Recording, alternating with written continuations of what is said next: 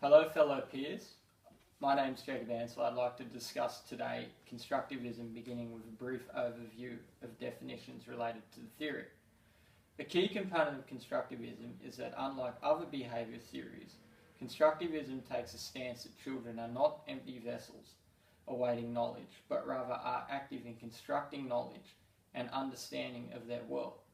Constructivism is reliant on learners bringing prior experience to their educational experience. This implies that each learning experience is unique from the next and previous.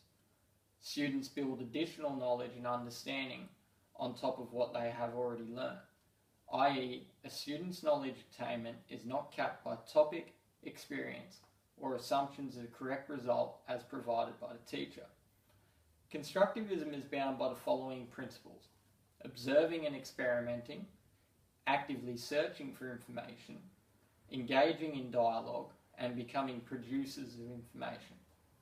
Put simply, this describes how we first experience something, although not necessarily through direct participation, how we actively explore alternatives, including seeking advice from within social circles, and how we then apply our past experience to our present context in creating knowledge.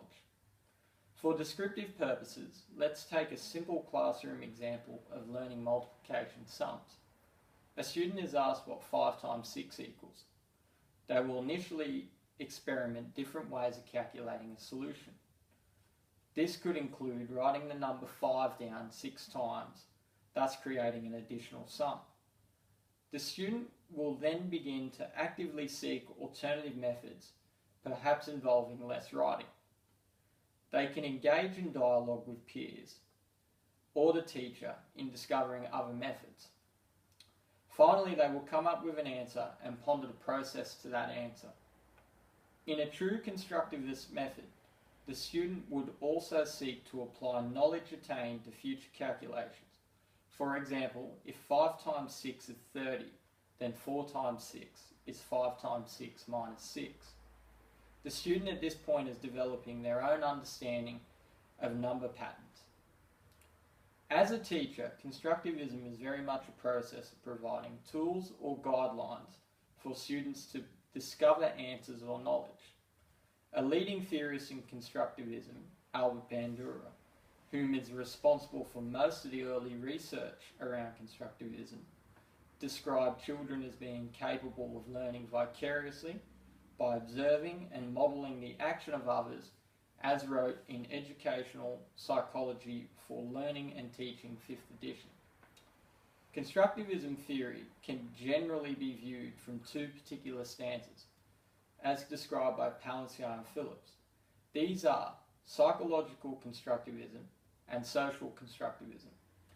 As discussed in Educational Psychology for Learning and Teaching 5th edition, psychological constructivism is concerned with how children construct their own knowledge, beliefs, and identity, while in the same text, social constructivism is concerned with the role social and cultural factors play in learning.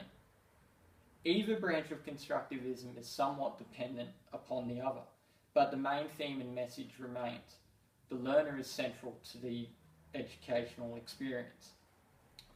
Why constructivism over other learning theories? Palancar writes, based on extensive research, that while direct instruction, hallmarks of many other behaviour theories, are effective at providing factual content, there is little evidence to suggest this leads to a higher order cognitive skills. Nor does it always provide students with the necessary tools to apply classroom teachings in real-life scenarios.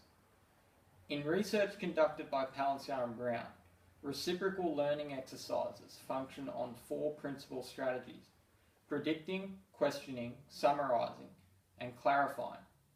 The research conducted key to constructivist theory was designed to engage readers in constructing the meaning of a text, but most importantly, monitor if the students were making sense of the text.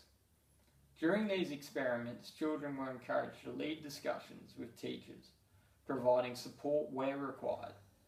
The experiment addressed how to help children who are adequate decoders of information develop comprehension, essentially transforming the learning process from a simple ability to recite and recall information to one which provides the learner with the opportunity to describe, theorise and put into practical use information acquired.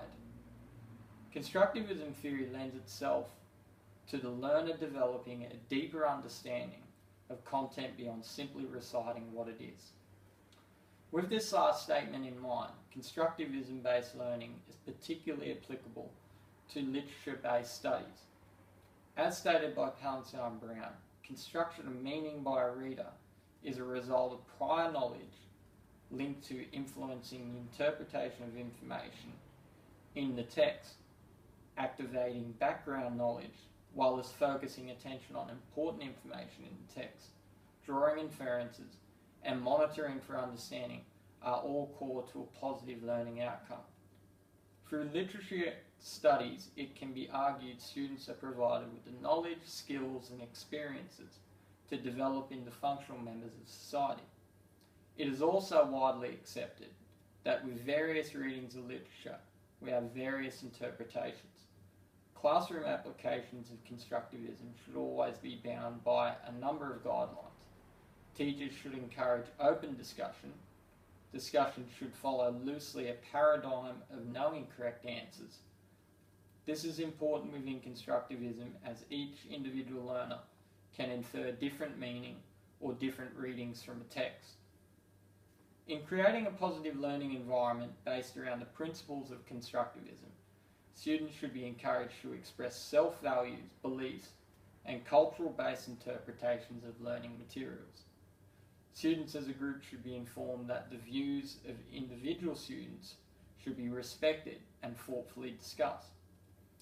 After all, as we grow older, we learn through experiences and discoveries. We understand there is no one definitive path in life, and therefore there should not be one definitive way to acquire life skills.